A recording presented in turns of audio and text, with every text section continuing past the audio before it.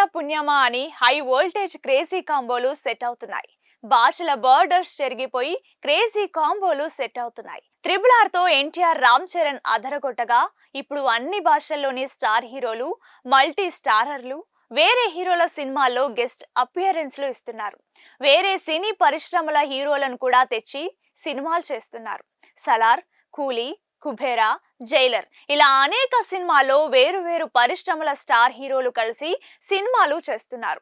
తాజాగా అలాంటి క్రేజీ కాంబోలో ఓ సినిమా రాబోతుందని అన్ని ఇండస్ట్రీలో ఓ వార్త చక్కర్లు కొడుతోంది.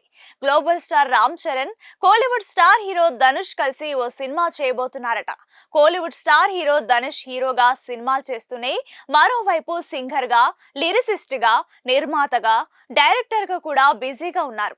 ధనుష్ డైరెక్ట్ చేసిన పాపాండి, రాయన్, జాబిలమ్మ నీకు అంత కోపమా సినిమాలు తెలుగు ప్రేక్షకులను కూడా మెప్పించాయి. ప్రస్తుతం ఇడ్లీ కడాయి సినిమాను డైరెక్షన్ చేస్తున్నాడు ధనుష్. అయితే ఇప్పుడు కోలీవుడ్, టాలీవుడ్ సర్కిల్లో ఓ న్యూస్ వైరల్ అవుతోంది. ధనుష్ ఈసారి టాలీవుడ్ హీరోతో సినిమా చేయబోతున్నాడని ఓ గాసిప్ చక్కర్లు కొడుతోంది. ఆ టాలీవుడ్ హీరో ఎవరో కాదు, గ్లోబల్ స్టార్ రామ్ చరణ్ అని తెలుస్తోంది. రామ్ చరణ్ కు ఓ మాస్ సబ్జెక్ట్ లైన్ చెప్పాడంట ధనుష్.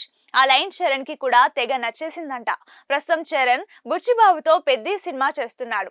ఆ తర్వాత సుకుమార్ తో ఓ సినిమా ప్లాన్ చేస్తున్నాడు.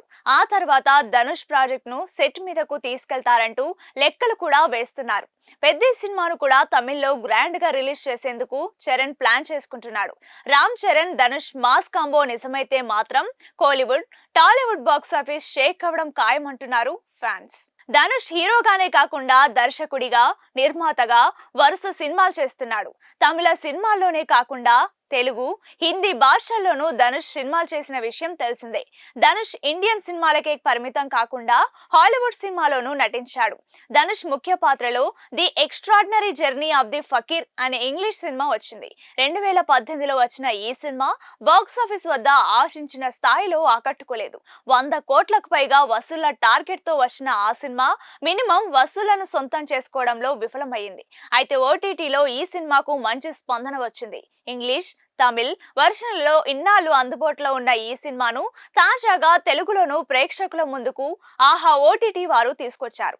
ఆహా ఓటీటీలో ఈ సినిమాను ఇప్పటికే స్ట్రీమింగ్ చేశారు.